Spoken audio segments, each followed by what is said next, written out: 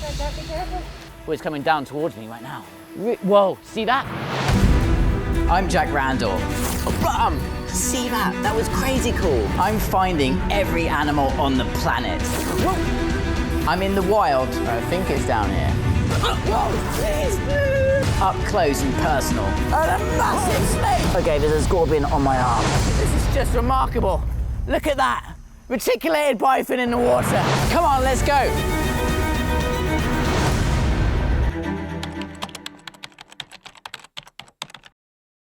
Tonight, I'm going to be looking for pit vipers. Seen many different pit vipers here in Asia, but this particular area, there's a species that I haven't found anywhere else. It's the Siamese Peninsula Pit Viper. The Siamese Peninsula Pit Viper looks actually very similar to the other pit vipers that I've found, including the Waggler's pit viper, but it is actually a different species. It's found only in highland areas. It needs to be in an undisturbed primary rainforest in higher elevations. The one thing I really want to show off with a pit viper tonight, though, is exactly how it manages to kill its prey, and that's through venom and fangs.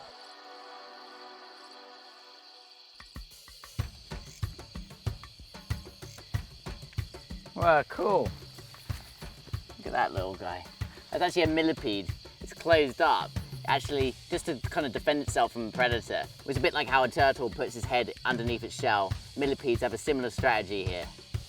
I'd have to wait here a long time to see him unravel again. Okay, I think I've just seen a pit viper up in the tree. Ah, there he is, he's going up. This is a really big Siamese Peninsula Pit Viper. It's a new pit viper species for me. They only come around this area. Look, he's going up the tree. He's moving, she's moving. Let's see if I can use this little twig up there. There's the head. Wow, really quite active. Ah! Be careful. Ooh. Look at that. Wow, Siamese Peninsula Pit Viper. Trying to use a bit of ingenuity to get these snakes down. Sometimes they're really high off the ground. I said it was a female. Actually, looking up close, this is actually a male. You can see that red and white stripe that goes along the whole length of its belly. That means it's a male. That's that kind of exposition that these snakes do. They're kind of like a spring coil waiting for any warm-blooded prey to come along. Because it's night, they can't really use their eyesight that much. They use their heat-seeking pits to be able to see infrared. Unlike any organ that we've got, it can actually see heat of a warm-blooded prey. It will strike out super quick. I'm actually just outside of that strike range, but I don't want to push it too much further. Coming over towards you now, and that's probably because he's sensing that the camera's over that way and probably all the heat. Probably can literally see the lens. Whoa, see that S? That there is a dangerous position to be in. If I was in too close range, it's coming down towards me right now. Wow, look at that. Just staring down my face. Whoa, see that? Whoa. They also can sense vibrations as well. That makes them perfectly adapted for being ambush predators. Look at his tongue going in that as well. That's the other way they can sense prey or sense their environment. They've got that forked tongue that allows them to literally taste the air, the chemical cues in the air. There you go, Siamese Peninsula Pit Viper. Anyway, let's release this one back up into the tree. Look at that tail just popping out. Happy hunting.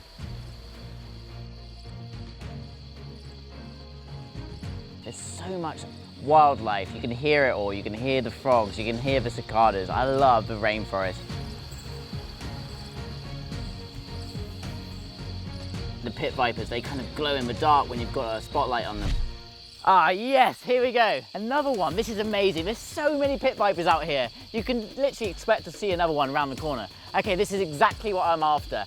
Earlier tonight, we saw a male. This is a female. Hasn't got the same colorations of a male. It hasn't got that red stripe along his body. So there's one thing that I really want to do is show you its fangs. Fangs with venom. I'm going to get this snake down. That tail is so strong. Okay, I haven't really talked much about venom yet. These are obviously venomous snakes. Pit vipers, they've got hemotoxic venom. That hemotoxic venom means that it's attacking the blood in the animal that it bites. It's time to show off a pit viper's most effective hunting tool, her fangs.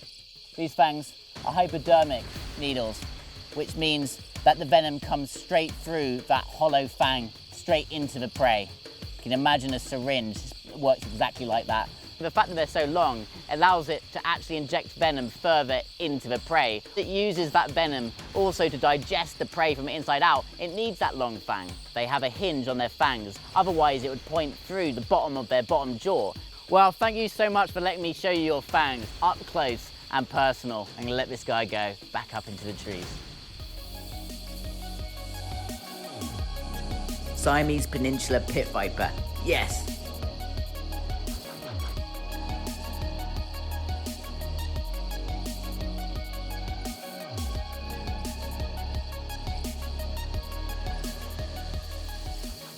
Pit vipers are actually found almost all around the world. In North America, the rattlesnakes are a type of pit viper.